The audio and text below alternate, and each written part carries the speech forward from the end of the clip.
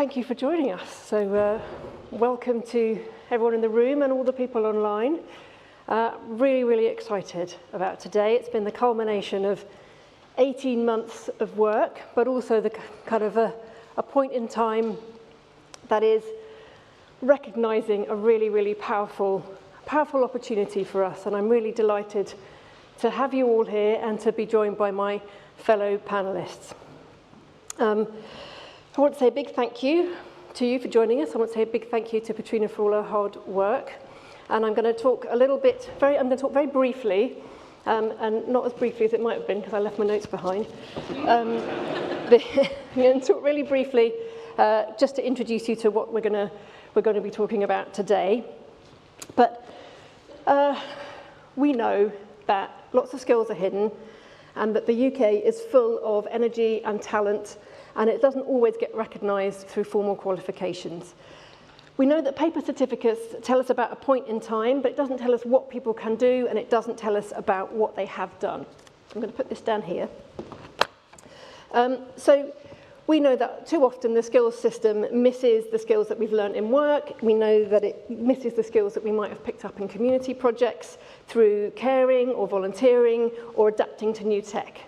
And that failure to recognise that capability isn't just unfair to individuals, but it actually is wasted potential that is holding our economy back. So the work that we've done has painted a picture familiar to many people in this room, a skills system that's fragmented, opaque, inefficient, and one that's fallen behind other nations. Employers can't find the skills they need, and individuals can't prove the skills that they have. And as a result, we have an economy that has slower hiring, and we have duplicated training and people with wasted potential who often feel unseen. So the report is the result of months of collaboration between employers, educators, policymakers, and innovators across the UK and around the world. And we've explored that one simple but powerful question.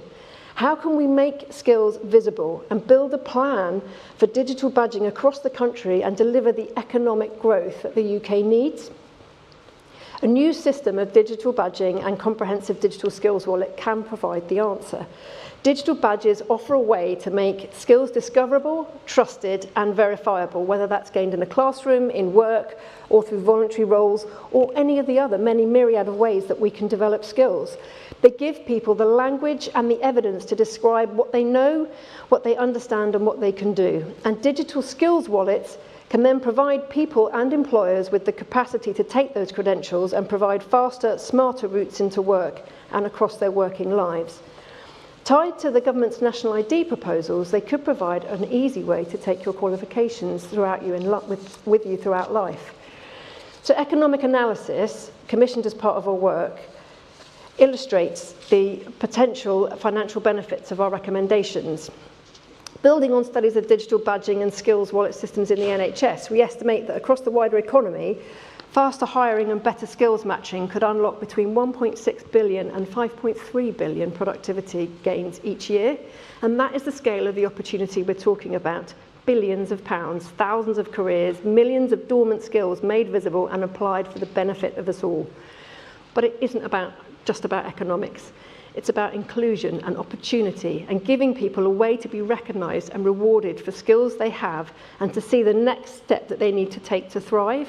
It's about turning potential into opportunity and opportunity into growth. Our recommendations set out a practical way to make this happen. My co-chair, Professor Chris Husband, will be outlining our recommendations in just a moment. And together we believe that our recommendations will build a coherent UK-wide infrastructure that bridges qualifications and real-world capabilities and gives individuals ownership of their skills. And together we can build a system so that employers and policymakers alike can see where everyone's talent lies. So today we want to issue a call to action to employers and sector leaders to start exploring how digital badging can work in your organisations. Pilot it, use it to uncover hidden talent, to reward learning and to streamline recruitment and retention.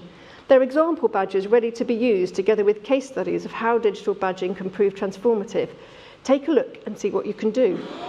And to education and training providers, we say adopt and align. Bring digital credentials into your programs. Help your learners build digital records that travel with them, helping to tell their story and articulate their skills more fully than any paper certificate ever could.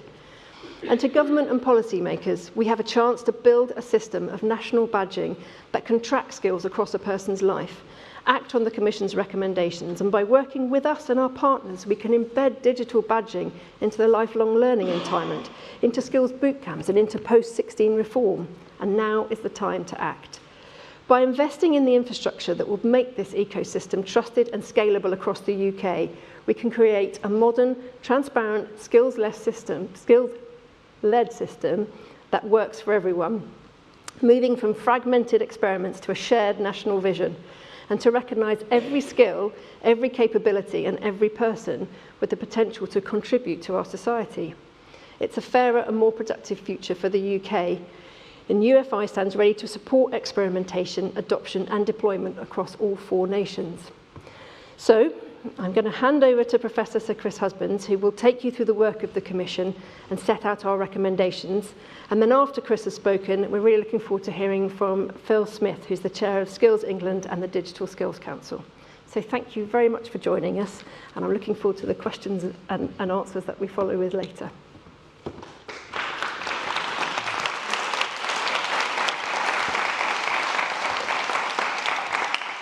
Well, thank you, Rebecca.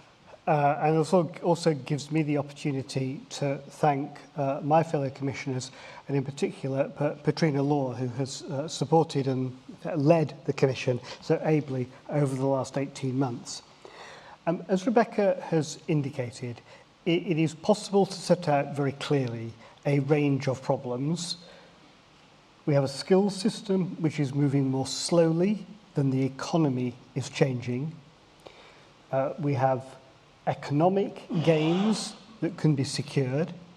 We have inclusion and social gains that can be secured if we could find a way of building a framework that allows digital badges to achieve their economic, social potential.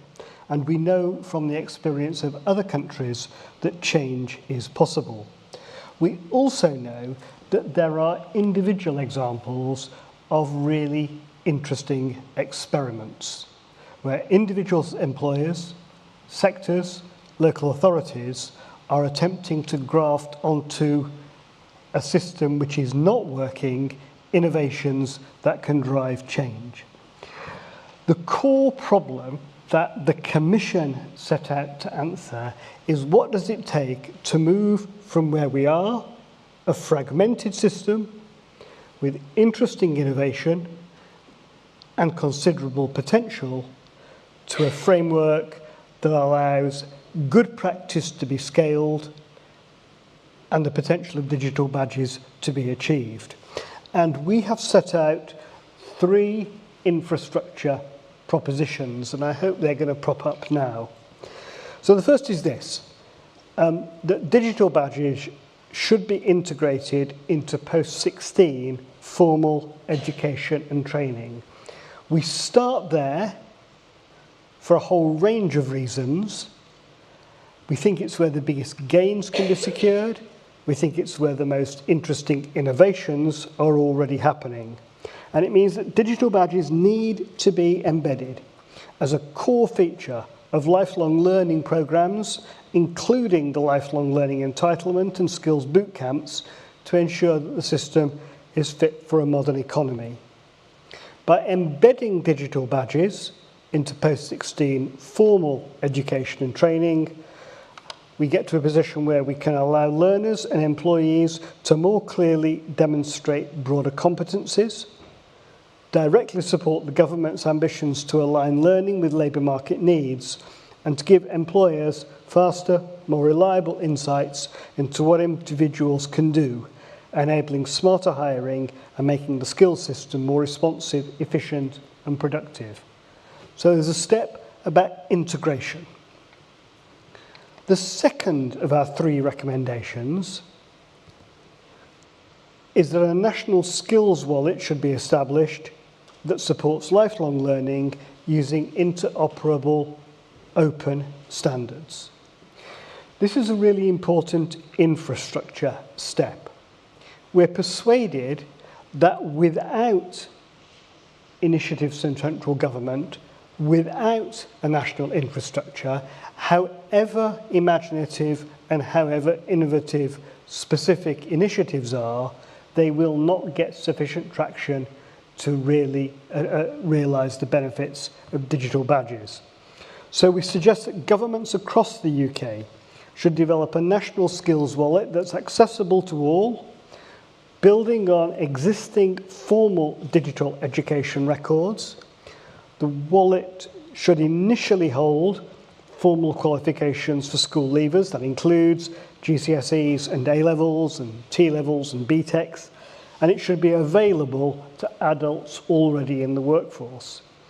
The wallet must use open standards so that it integrates with existing proprietary skills wallets, digital education transcripts, credential systems, and identity tools.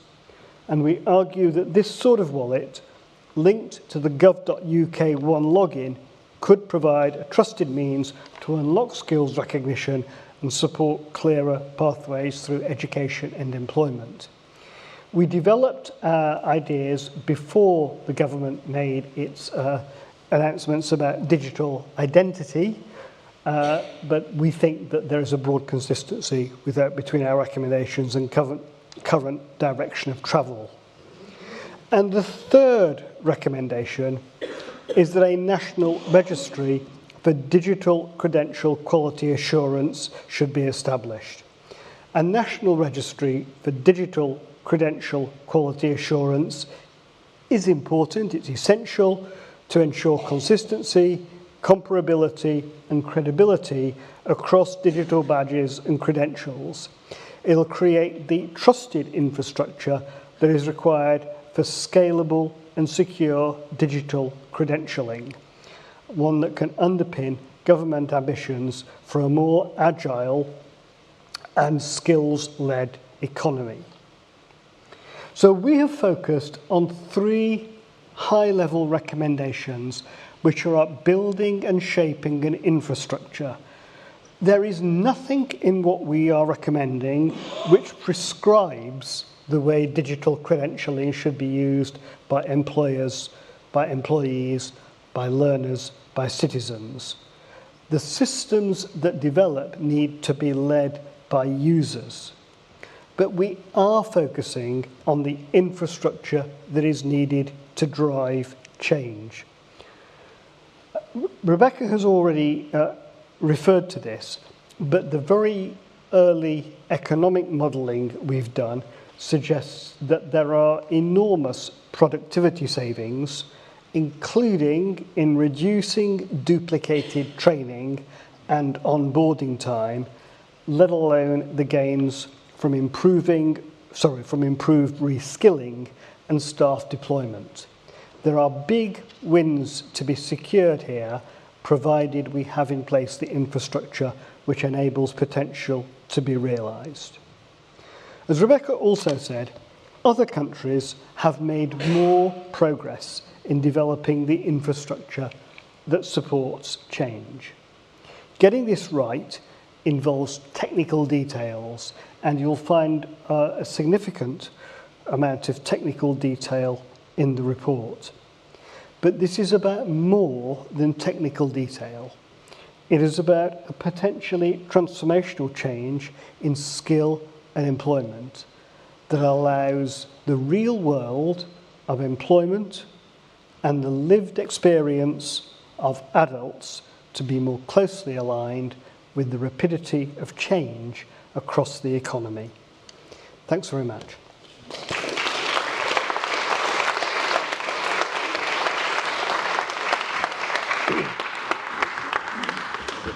That's all right.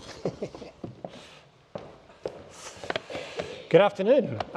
It's very good to be here. I've spoken in this room once before, which is quite interesting because you've got an amazing picture which you can't see because of all the lights in your face, but it is great. And also, I think it's also amazing to have so many people here. There's obviously rooms at capacity. We've got a lot of people online as well, because actually people care about skills. It's an area that people really care about.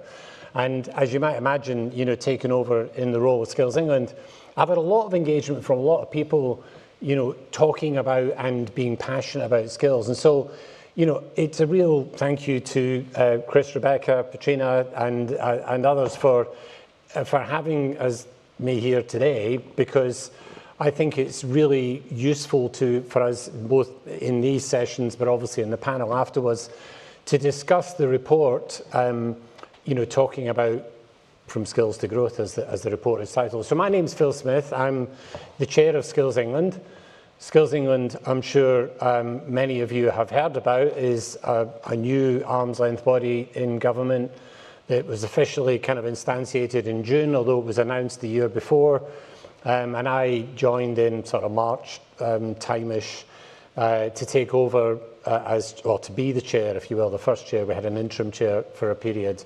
I also chair Digital Skills Council, which is a body hosted in DCIT, who are looking at, you know, specifically the digital skills. But both these roles, prior to that, I spent many years in industry, in the technology industry, including as chair and chief exec of Cisco in the UK and Ireland. So very much involved in this area, and all the way through that time, skills has been, you know, right at the forefront of my thinking. I've chaired a sector skills council and various other things over the time. Chaired Innovate UK, in fact, for a period too. So lots of different areas, and many of them are now very much resonating in the skills area.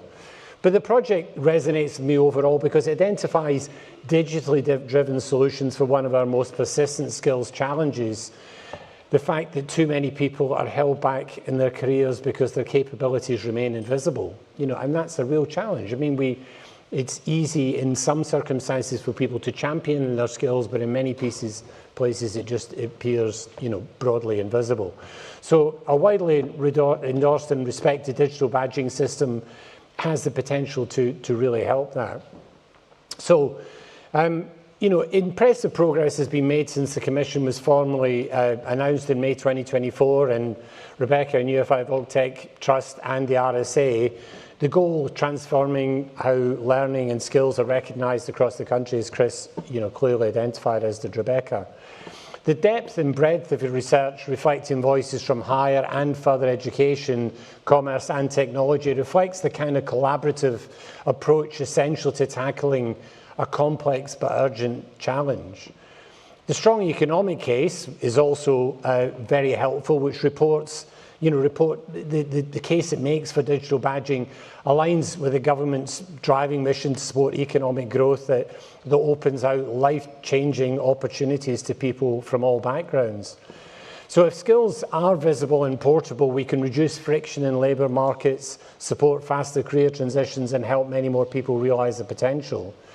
The Commission's done a great job in identifying not just the problems, but practical, scalable solutions, and Skills England will definitely take careful note and try to engage with those recommendations in as productive and creative a way as we can.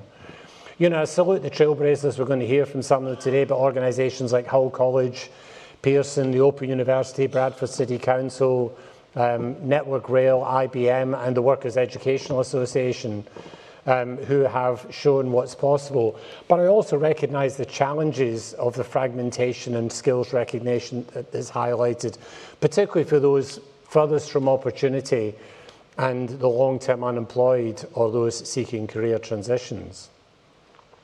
No one's skills should be invisible. We must help people to showcase the full breadth of their talents and their talents to employers who need those skills, because we hear that narrative all the time about the skills people need, and then people saying, but I can't find a job.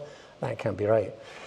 So there is a lot of potential and synergy between the report points and to what the government has planned. For example, the industrial strategy, I sit in the Industrial Strategy Council as well, includes commitment for Skills England to engage with industry and other partners to develop skills passports in priority sectors. The aim here is to build on the best practice and learning from previous examples. This will support the documenting and transfer of industry recognised skills and competencies, improving visibility to employers and providers. We're already seeing some early examples in some of the early sectors. Skills passports, for example, are being rolled out for the energy sector, for the clean energy sector, with similar schemes looking at for defence and construction. Skills England have also begun to address the need for a common language across the skills economy through our standard skills classification model, which still has some way to go, and the potential connections with the lifelong learning entitlement or lifelong learning education and LLE, you know, aims to make technical education more flexible and accessible through people's careers. Digital badges with their modular and portable nature could align very well with this vision. The recent decision to transfer adult skills responsibility to DWP, skills generally was housed in DFE obviously, whilst maintaining trainer provider oversight in DFE, will create further opportunities for integrated thinking. It presents an interesting opportunity to align strategy to what actually matters, which is skills, getting people into jobs, keeping them there and progressing them. Helping people from all backgrounds demonstrate that they have skills employers need will be central to this mission. You know, our vision at Skills England, which was slightly prescient when we're now part of DWP, is straightforward. It's better skills for better jobs. So we really genuinely do want to see people getting into jobs, being economically productive and advancing their careers, and of course the productivity and prosperity of the nation. So we exist to make the skills system simpler, more responsive. So that, you know, means aligning training to economic needs, helping employers and other partners to shape delivery that works for learners from all backgrounds, and ensuring government achieves clear return on investment. Forming outstanding partnerships is fundamental to realising this vision. We're bringing together central and local government, employers, education providers to meet the skills needs of the next decade. And that's a big challenge. That's definitely what we're focused on at the moment. But we need to make sure that this collaboration brings people in and supports them across all skill levels, across all regions. The collaborative approach mirrors so many of the impressive qualities that the Digital Badging Commission has demonstrated to reach this point, and it's clear that moving forward, that if we're going to secure the growth our country needs, we have to release and realise the skills of our citizens. So thank you for all the commitment so far in this vital work. I look forward to continuing the conversation in our panel session, which follows this. So thank you.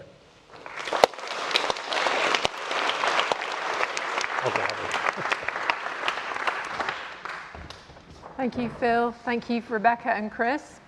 My name is Katrina Law, and I lead lifelong learning for the RSA, and I am today's panel chair. I'm also delighted to be joined by Alex Willans. Alex is the Careers and Technical Partnership Director for Bradford Council.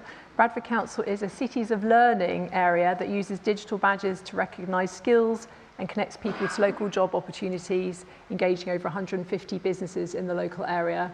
So we're delighted to have Alex here, especially actually as the Cities of Learning programme was indeed also something else that the UFI and RSA partnered on. So great to see it going strong. Welcome to you all. Alex, could I start with you, please? A bit of an icebreaker. Imagine explaining digital badges to a group of friends. How would you do it in plain English? Well,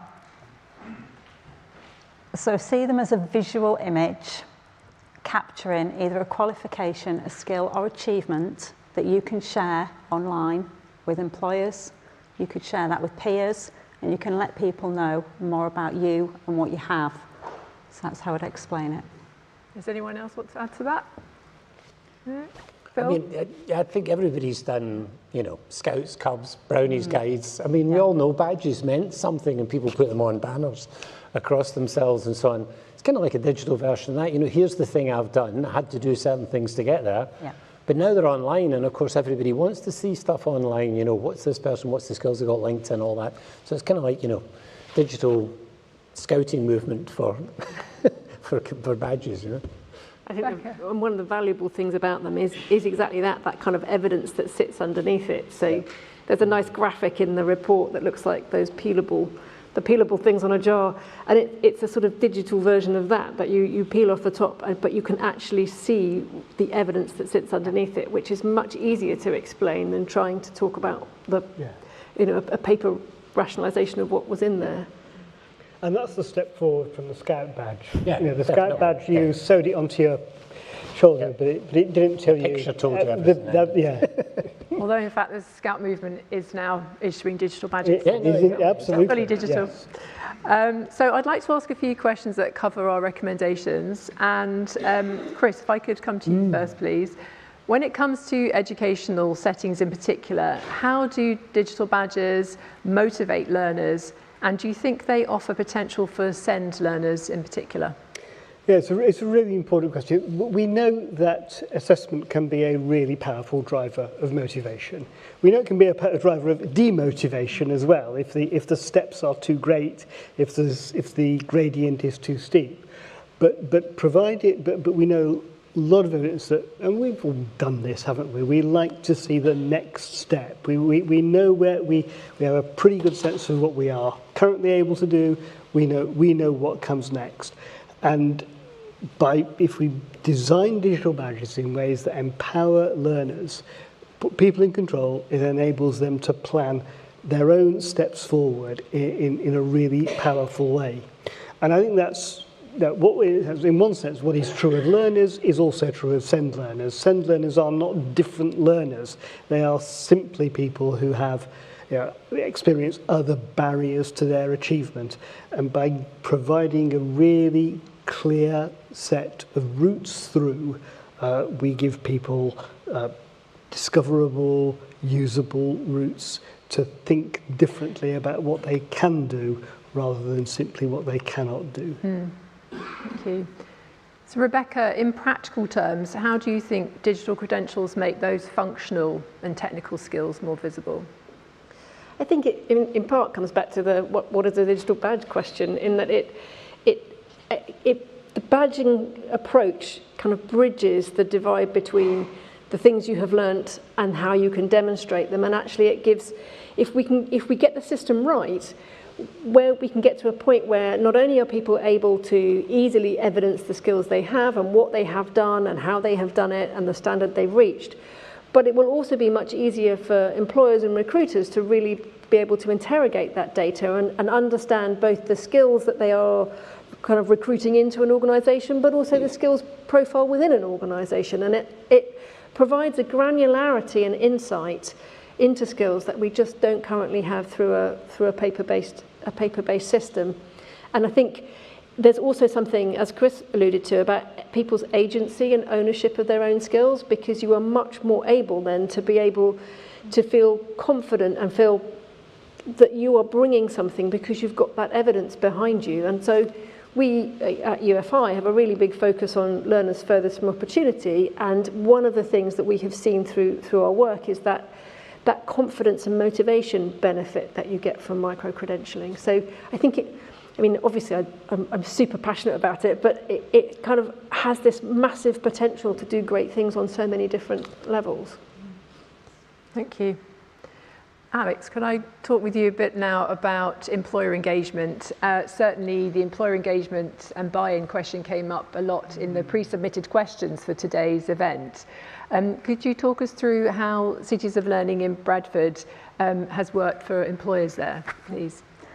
We started our approach to careers and technical education over a decade ago, and I wasn't with Bradford then.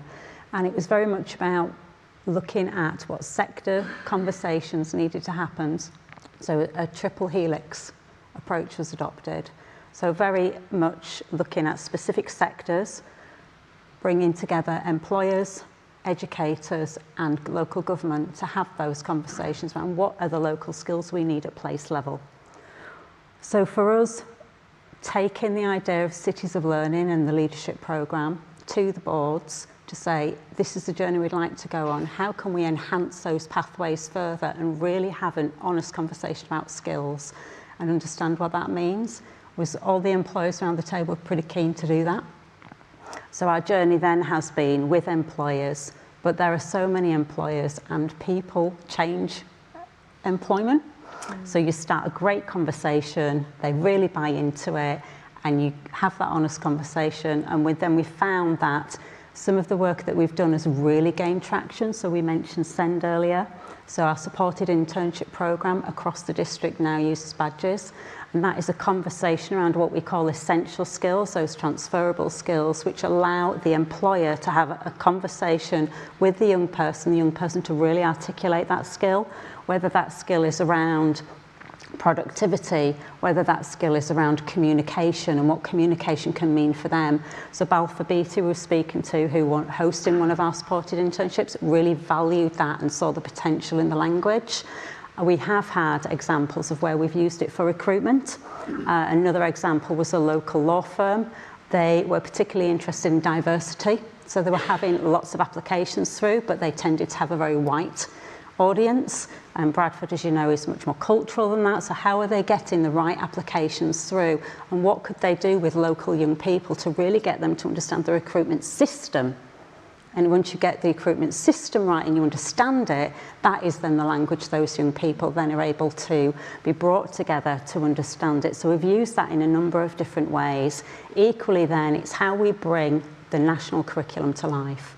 So vocational learning, either in secondary school or FE, how does it become really tangible and linked to that employer? It's contextualised. It's not just standalone learning with a certificate at the end of 1 year or 2 years. This is a conversation, and how do we then elevate the skills that are within that qualification? So we've took the construction industry and flipped it on its head and thought, what does sustainable construction look like? Sort of talk about it. How do young people get to know it? So whether it was that construction board, and we had organisations like Abraham and Carlisle who were very keen to look at how does our organisation, how do we deal with sustainability? How do those young people get it? And they came and they did workshops. How do young people understand BIM systems? How do young people understand all those different elements and then start to develop some early skills? What do those early skills look like? So when they're stepping into FE, transition are massively important for us in Bradford. How when we step from Key Stage 4 to Post 16 or Post 16 to HE or work, how does that language then become accepted by that young person? That young people really believe they might have the qualification, but they know they've got the skills. So employers are really keen to draw that out of young people, but equally see that from themselves when we have got some of our young people who are behind their peers nationally. Thank you. And from a practical and technical perspective, people share their badges in different ways depending on what mechanism they use. They might just tell someone, show someone, email it, discuss it, whatever. Do you think a national skills wallet could augment that sharing and displaying with, probably a bit of a leading question, but with employers in Bradford as you see it? I think for us it's a natural next step. Okay. We've got lots of work to do. We can look at it from different lenses, we can work on different angles, but to get that system approach for us, it's absolutely crucial that there's that one language that was mentioned earlier. That one language really helps us understand what are the skills for now, what are the skills for the future. Because we don't have that skills directory, then we're all just guessing at what the skills are and making a good job of that. But equally, that allowing our young people to see what's at place level and what's beyond place level, and they can move between the two, is absolutely phenomenal for their confidence. Thank you. So Phil, if an initiative such as a national skills wallet was taken forward, what do you think success would look like?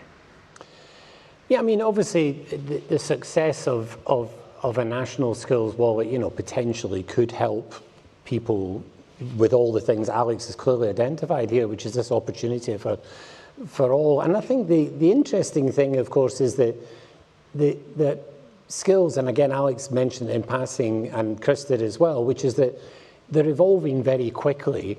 And some of the things you probably started when you were codifying an apprenticeship, for example, might now be part of a common set of skills that people are actually after. And it's interesting when you talk to employers, trying hard to do a lot of employer engagement, is that they often say, yeah, we need more skills. And then you say, well, what do you actually need?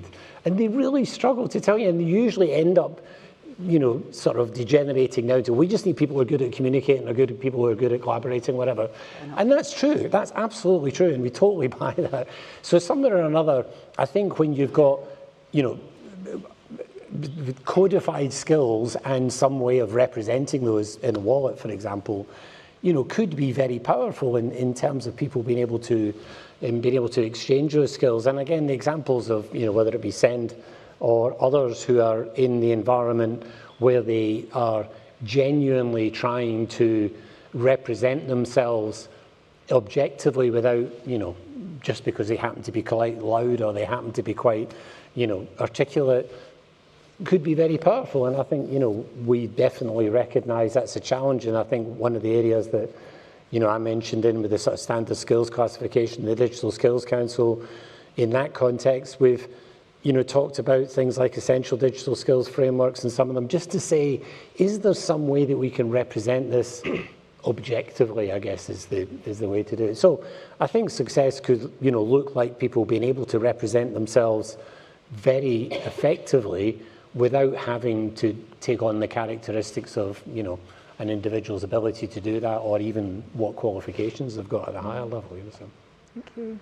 Chris, do you want to come I'll in? just pick up a couple of ideas, themes from what Phil has said. So in my last full-time job, I ran Sheffield Hallam University, a very big university in South Yorkshire. There are 45,000 SMEs in South Yorkshire. I spent a lot of time working with employers. Almost every conversation I had was about skills. And there was a lack of a language to talk about the skills that are required. And those of us who work in the education supply industry tend to use a code around skills, which if you're running an SME in South Yorkshire or anywhere else, you just don't understand. And there is a discipline around open standards for digital badges that makes a lot of things more explicit.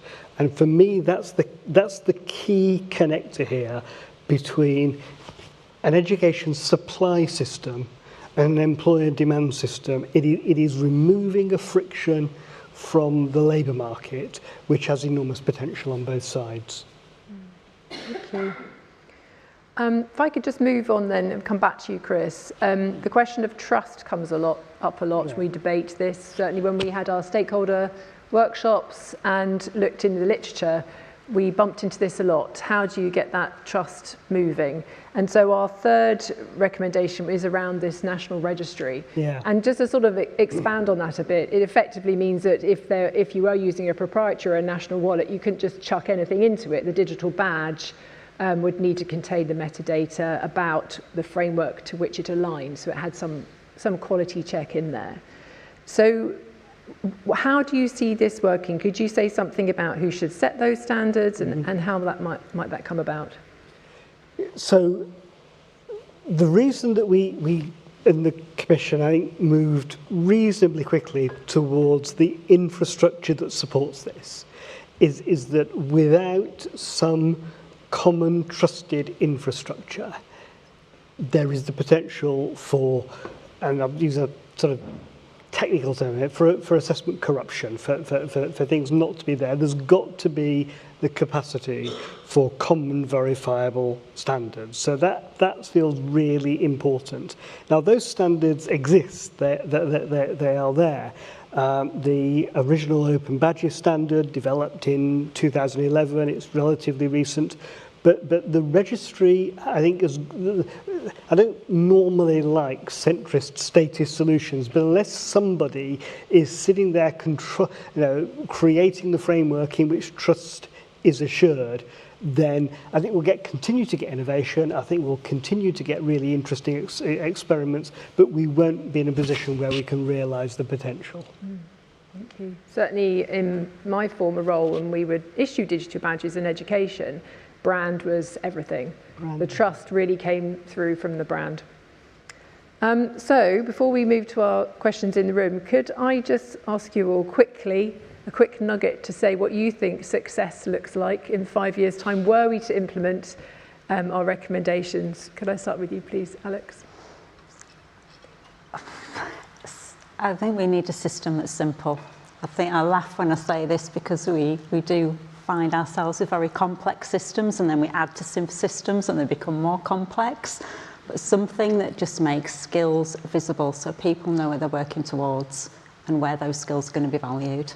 So we've got national, regional, local level skills. Thank you. Bill?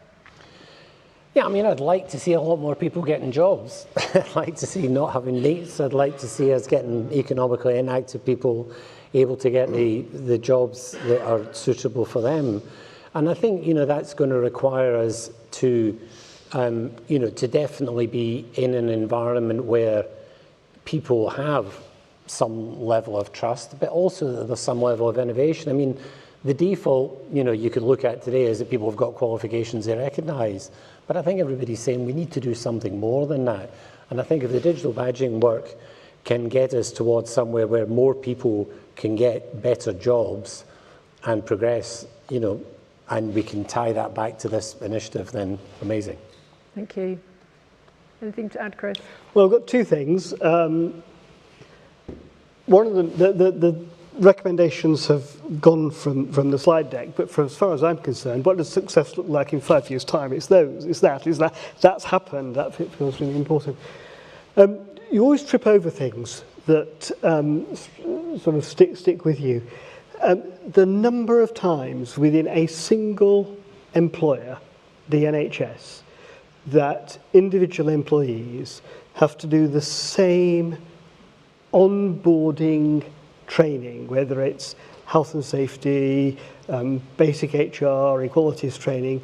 And if we had a system of digital badges, I'm not saying that it never gets revisited, but we could remove a real irritation that is more than an irritation. It's something that holds up the ability of people to do their jobs. And it's taking as many of those repeat barriers out of employment as possible.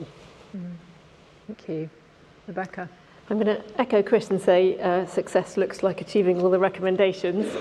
But over and above that, I think for me, a successful system is one that is being used by everybody. It's not seen as a skills thing that's niche and over there, but actually no matter what level you're at, where you are in your kind of journey through life, there are people who are using that badging system to evidence the things they can do, the things they have done, and it is being used to get people into work and for people to transition within employers, because it is a trusted and valued thing.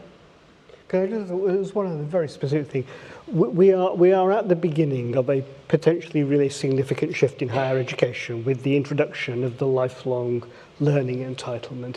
If we cannot challenge ourselves to deliver that in a way that is as flexible, user-centred, transportable as possible, we will be delivering a 21st century qualification on the basis of a 19th century assessment structure, and that just feels daft. Thank you. Before we move to questions in the room, I'd just like to say thank you to everyone who submitted questions in advance. We did note that a lot of these questions were around employer trust, and I think we have covered that now. We've got a couple coming in from online. I'm just going to pick up a few of them. How do we get employers on board with incorporating digital credentials into recruitment processes? And how should UK universities and colleges integrate digital credentials into their provision that complements traditional qualifications? Does anyone want to take either of them? So how might we incorporate them into formal education, and how do we incorporate them into recruitment processes? I'm going to pick up my LLE theme, because I think that is a. It was a question about HE. I think that is a significant challenge to higher education institutions, that as the LLE is rolled out, it is done so in a way that genuinely reflects its purposes, which are around reskilling, flexibility, the portability. Those things feel really important, and there is a task to be done around the way HE responds to the commissioning requirements around the LLE, and I would bake those in there. Thank you. And I think it comes, for me, that incorporating it into recruitment or even into across formal qualifications, it comes back to that trust and value piece. So what we need to think about is, how do we make sure that those badges are trusted? How do we make sure that they have a tangible value both to the learner and the person who's looking to recruit. And I think back to a project that we funded quite a long time ago now, that was looking at how you married the needs of local industries and local SMEs with the provision from the college, and actually piloting how you develop those badges between in a kind of very place-based local community way, but that actually the employer gets a student maybe to do a paid work placement that can evidence the skills they have, and then they get whatever they get in that employer, they then can use that evidence back into the system. And it's how do you build those trust systems where the thing that you're evidencing is very deliberately and actively valued by the employer that's taking that person, and therefore that trusting those badges on.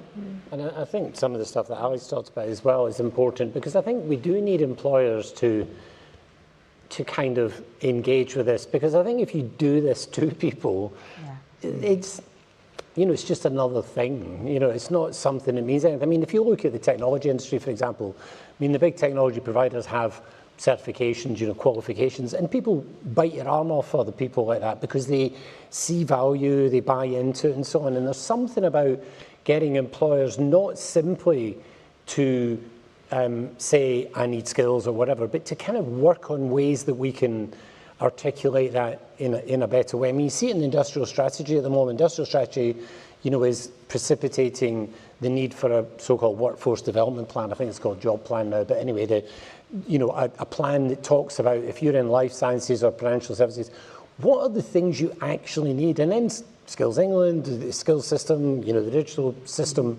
can start to react to those. But until you've got both sides wanting and needing to do that, and I'm not saying employers don't, I think they genuinely do, but there's a sort of a mismatch of the way we're talking about things at the moment where, it just feels that we're not connecting to that. And I think the relevance and people knowing that, they want to recruit someone and they'll go and look for their digital badge or whatever, and we've seen pilots of that around the world where it's actually been, people come out for degrees and they don't ask for the degree anymore, they ask for all the badges around it.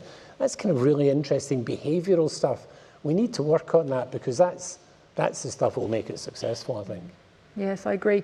Certainly the case study of the Open University was interesting in terms of how badges were issued there. There was a great deal placed on them for motivating students, so trying to prevent dropouts in courses, giving them extra skills, and such that if you didn't complete a course of study, you still had all your digital credentials to show for it.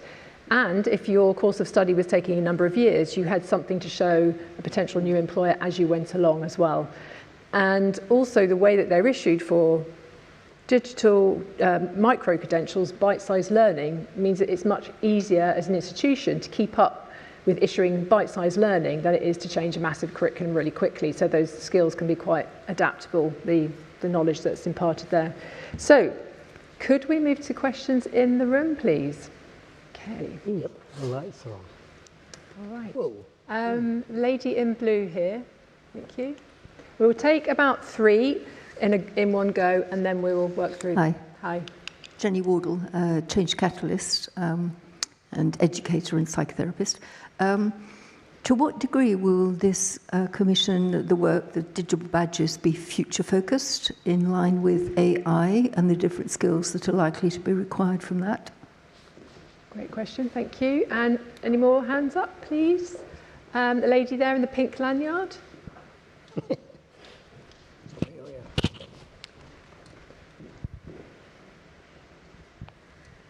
Hi, I'm Laura Mansfield. I lead an organisation called Screen Skills, and we're the skills body for the screen sector, and we run a digital skills passport which we're rolling out across the screen sector with BBC Studios, ITV Studios, Sky, and seeking to grow that. I loved everything that you've all said about building trust and building simplicity and empowering learners. What's the next step in realising your vision so that your 3 steps come alive in the next 5 years?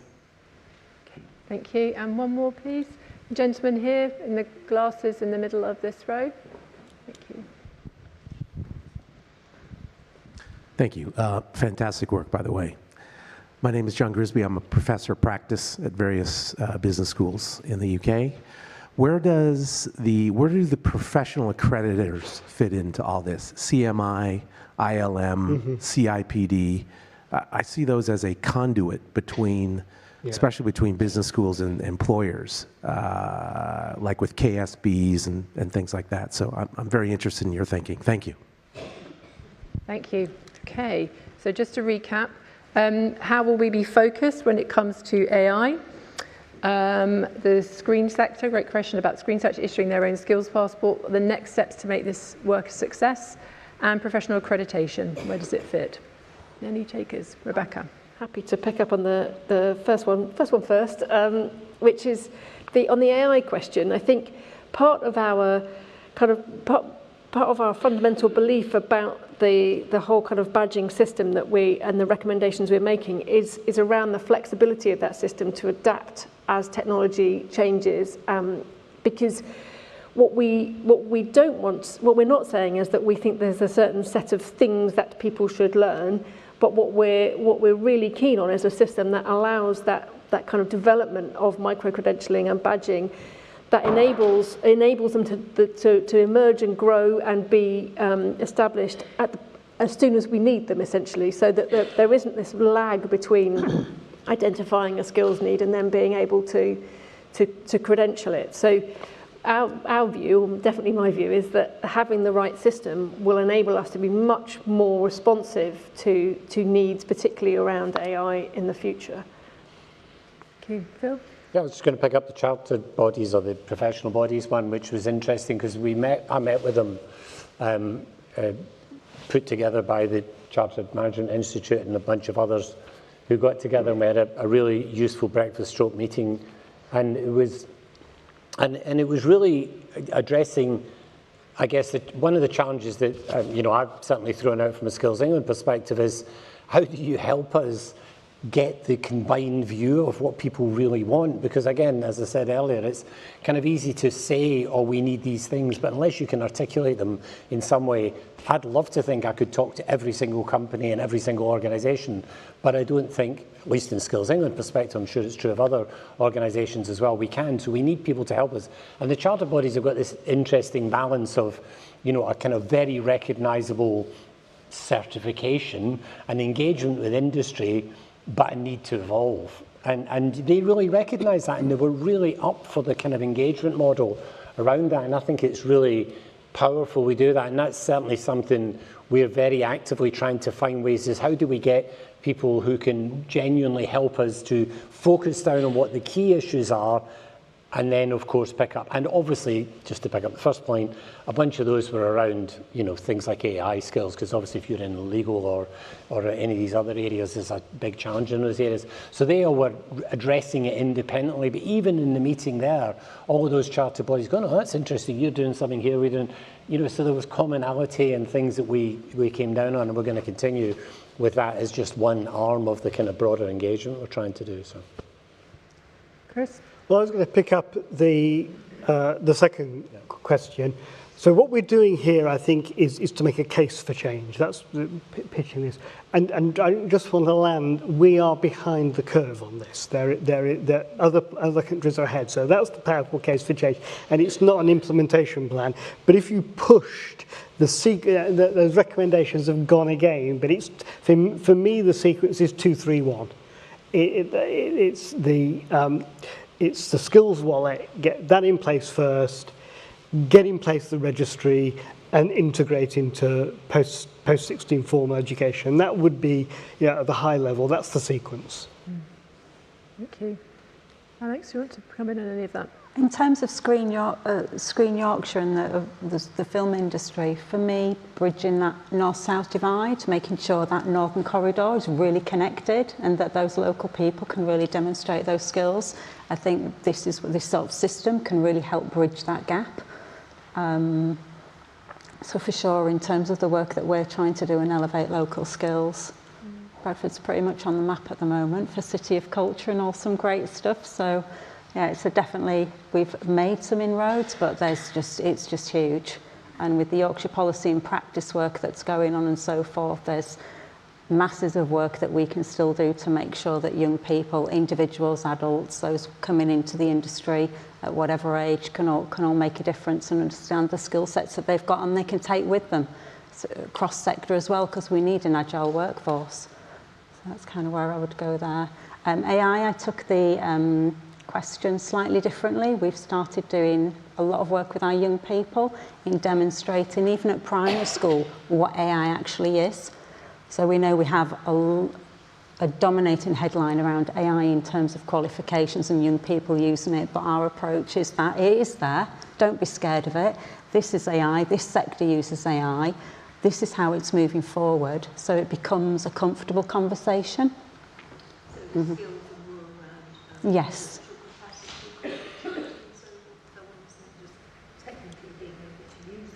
Yes, it's the that we are going to be able to use to take advantage of.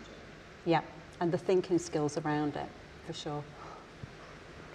Thank you. So we must draw to a close now. Thank you, everybody.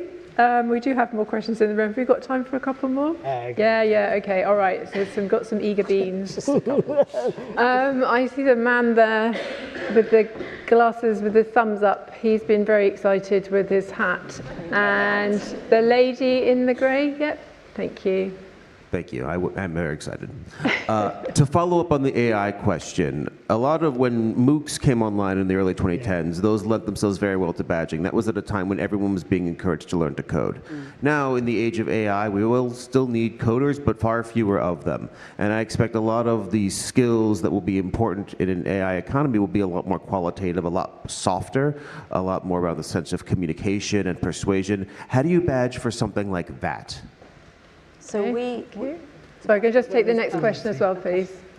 Rachel Carter from Brighton. We were one of the pilot cities for Cities of Learning. Hi, Alex. My question, we're doing a lot of work along the South Coast. We've set up creativity hubs, Arts Council funding, and we're badging as much as we can. My challenge is around your 3 recommendations is about under 16.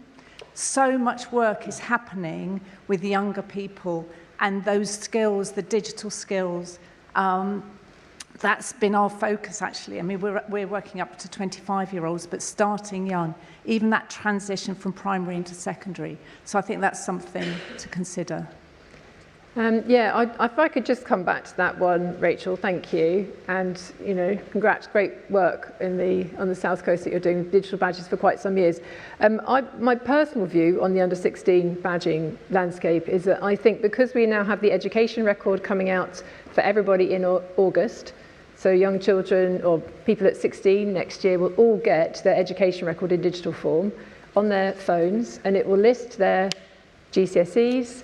It will say whether they have free school meals, whether they have any SEND needs, and where they live and everything else about them, which we feel they're unlikely to want to share at the moment. So we think it needs to be a little bit more flexible. But I feel personally at 16 that other things should be going into that wallet. That should be maybe that you sat forward in citizenship, that you participated in sport, or any of those other things that make you you. And I think that's where the SEND stuff comes into it for me personally, which is that you're more than just the sum of your GCSE maths and English. You're all these other things as well that can motivate young people, knowing that the other stuff they're doing is going to end up in that wallet with those hard qualifications as well.